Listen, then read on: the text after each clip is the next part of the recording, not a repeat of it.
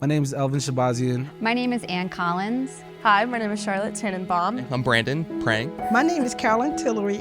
I've been a Christian since I was 15 years old, and I started attending Calvary in 2002 when I was 22 years old. I started coming to Calvary because my uncle came to Calvary, and he passed away when I was 18. And I decided that I was going to come home after college and go to the church that he always wanted me to go to. I was raised Catholic, so it was very different for me, and I resisted in the beginning, but I knew that when I got home, that's what I was gonna do. I've been a Christian since I was a wee lad, little baby, and I've been coming to this church since, I don't know, 6th grade or so. Now I'm here with my wife, Alexa, and my 3 little kiddos. And now I ended up, 3 years ago, I came on staff as the technical director, and that's been a wild, amazing journey. But one of my primary roles here now is to mix audio for the live environment here in the sanctuary and also online. And I got my start doing that actually here way back when I was 12. I started interning under Drew Playcheck and then became part-time when I was 14. Went on tour and then worked at a production company, and now I'm back doing it all over again. I've been going to ccdelco for about 6 years now. I'm a junior in high school, so I'm involved in the Oath High School ministry here, and I've been helping volunteering on the media team here also. So I grew up a Christian, so I've been a Christian my whole life. I grew up in a Christian household, but obviously for most people there comes a point where you need to choose what path you want to take, and you need to choose the Lord. So I would say for me, my sophomore year of high school, I was given a lot of choices that I had to make, and I had to decide what being a Christian meant to me and what path I wanted to take. And so like most high school students, I made some bad decisions and I took a different path, but I've been able to surround myself with people who just bring me closer to the Lord and help me keep my relationship with the Lord going. I have been a believer since I was, I think, 7 years old. Grew up in the church. So I started coming to Calvary late 2012, early 2013. I started coming here because of the emphasis on teaching, especially the verse-by-verse teaching.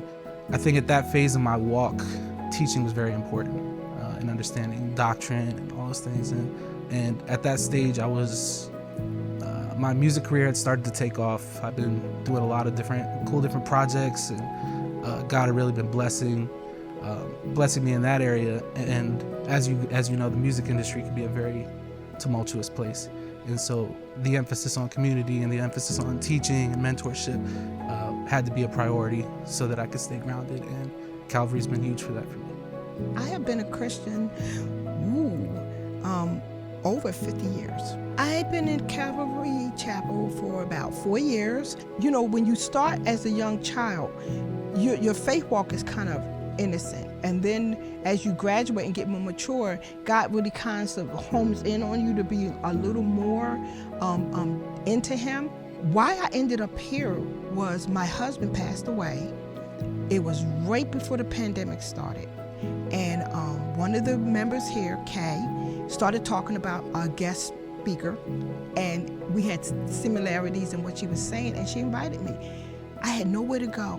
I had nothing to do, and I said to God, why not? Sit, stand, kneel was what I was accustomed to. And to see people raising their hands during worship was a little bit strange for me, because I didn't really understand that vertical relationship of worship. I learned very quickly and embraced it and just fell in love with worship. And of course now you see me jumping on the stage really excited because it's my favorite thing to do.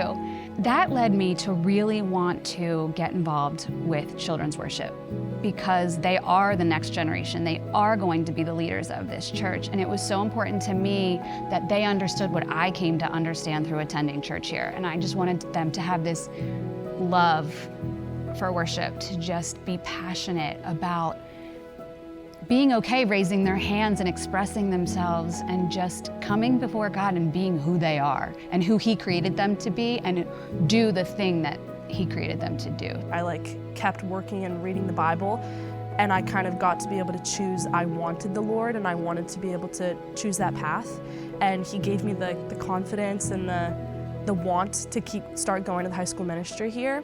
And I feel like ccdelco is just the type of place where you want to go to church on Sunday. Like, you don't want to just sit at home on your couch and watch TV. Like, you want to go. My spiritual journey and my relationship with the Lord has grown so much more within the past year than it has my whole life, just of being able to be here and build a community here. And that's so important for me. I think what's beautiful about what's being birthed out of the music and out of the young adults ministry here is just that there's no gimmicks. It's just hey, do you want to come learn about Jesus? And do you want to come experience great music and experience great art and experience great community? All of that stuff is birthed out of just passion to know the Lord better. In a culture that denies the existence of truth, young people just want to know that something is true. And we believe there is something that's true. So they're hungry for it, and it seems like when they find it, they're really excited to share it with other people. Coming from where I come from in the music industry and seeing some of the things that I've seen, I had gone through a phase where I turned on a lot of the Christian side of the music industry because I've seen so much of the dark side of it, and I became pretty cynical towards art in the church over the years. I'd become dead and numb, so much numb to the things of God, numb to even the way that I would serve with my giftings. It just became an empty action. And God used the community here to really convict me, see how far I had fallen and see how far I drifted away. I'm also really blessed that I get to be part of the Innovate side of things. I get to see a whole world that not many get to see on the inside. And it's just this beautiful place where we get to speak into the lives of children every day. There's Bible every day. We pray with them every day. And we are bursting at the seams. We need rooms, we need space so that we can reach more children, because that's our heart. We just want to speak love and speak truth to these kids so that they can go out and that they can do the same thing. We are literally teaching them how to make culture, how to create culture and change this world for the better. And that's our hope as a church, that's our hope as a school, is that we would speak into the next generation and that they would go out and spread the gospel. And this place, because of all the diversity and the open-handedness of everybody's so friendly, you get to have somebody that mentors you and you mentor. Open Doors is the name of it, but I say open hands, open arms, because that's what you get here. And I want everybody to feel that love. That's what I want to leave with you, love, genuine love.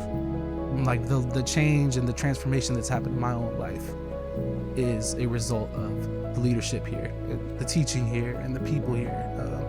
And there's so many other people just like me that have been changed and basically transformed just by being amidst this community and serving in this community. And especially being a high schooler, it's so amazing to see kids that feel just the same way I do. And I pray that doors can keep being open for them to come to this place and see that they can have a community and build a relationship with God here. And I can see this place just completely growing and having new people who will bring new ideas to the community. I mean, my picture is just a full house. Everybody worshiping God, everybody praising Him, knowing who He is, and loving Him. I feel like it's this little piece of heaven that we don't often get to see, and I'm so hopeful and praying for that we would see that here, that we would see that revival, and we would see everyone who walks through these doors come alive.